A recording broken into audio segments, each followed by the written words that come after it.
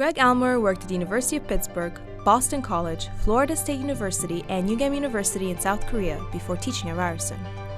A Bell Globe Media Research Chair, Associate Professor of Radio, TV, Media Arts, and the Director of the Infoscape Research Lab, Greg is an example of the complex set of responsibilities professors at Ryerson juggle.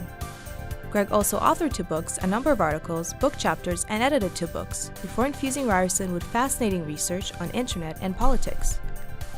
One of the exciting projects Greg and his team are currently working on is an open-source documentary called Preempting Dissent: Open Sourcing Secrecy, based on Greg's and Andy Opal's book of the same name. Along with a number of graduate students, Greg also initiated the Code Politics Project in the fall of 2006. This is the first comprehensive study of the internet in Canadian politics. Research from this project has been highlighted on CBC, Global TV, CTV, the Globe and Mail, and the Toronto Star. His online project covering the federal election won Greg a Gemini Award. We caught up with Greg at the Infoscape Lab at Ryerson campus. What did I want to be as a child? I think I told people I wanted to be a lawyer, but that didn't last for very long. Okay. And I don't know why I wanted to be a lawyer, or I don't know why I told people I wanted to be a lawyer. How did you go from that to being the director of Infoscape?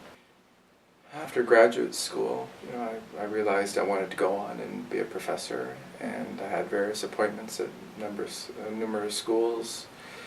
And I was invited to apply for the position here at Ryerson, and part of, I think, what they were looking for at Ryerson is someone who could come in and kind of kickstart a research culture and supervise graduate students and create a kind of sustainable research project. And so that meant kind of carving out some space, trying to create an institution or some kind of structure and framework to collaborate with other faculty and graduate students, and hence Infoscape. Great. What are some of your research focuses here at the Infoscape Lab, and how did you come to be interested in those specific interests?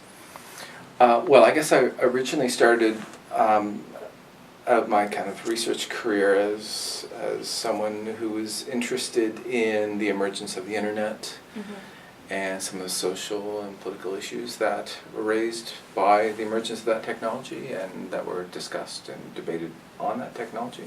I guess the key point that I've always kind of come back to is this process of trying to understand the lack of transparency around communication technologies or digital communication technologies, because I think in the history of technology we see that that new information communication technologies have become more powerful, more convenient, smaller, but at the same time they're kind of progressively making the functioning of those technologies less and less transparent. So it's hard to kind of understand exactly what the processes are, what are the decisions that have been that have gone into constructing those technologies, what are the political, what are some of the social implications of those technologies. And so I think that's where I located a lot of my research in the first instance, looking at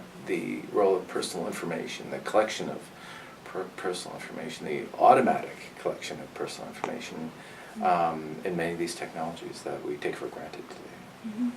What's your most memorable moment since you've been here at the Infoscape Lab, since the Infoscape Lab has been created? Most memorable moment. It can be anything. There's so many of them. I think actually I like to tell the story of when I first got here, and we had the space, but we didn't have any furniture, we didn't have desks. I said, well, we'll give you the space, and you kind of you make it into something, Greg. So it was very exciting, but it was also a bit daunting, kind of, well, where do I start? And I think really just getting the tables and chairs and going around and looking under people's desks and saying, hey, are you using that old computer? So, to get up and running, we didn't have anything. So I kind of went around and, what's the expression, begged, borrowed, and stole a few things to get up and running. Yeah, so it's very much a process of almost like starting a new business, starting this business. Partly, yeah, I guess so. Yeah, Ryerson is a very entrepreneurial school. That's something that they're very proud of and try to build into the curriculum and other projects at the university. And so, yeah, that was very much my experience here. And it was very much sort of creating it from the ground up. Absolutely. Absolutely. And not just myself, of course, nothing would have happened. It was just me. Well, maybe not nothing, but I should give myself a little bit more credit.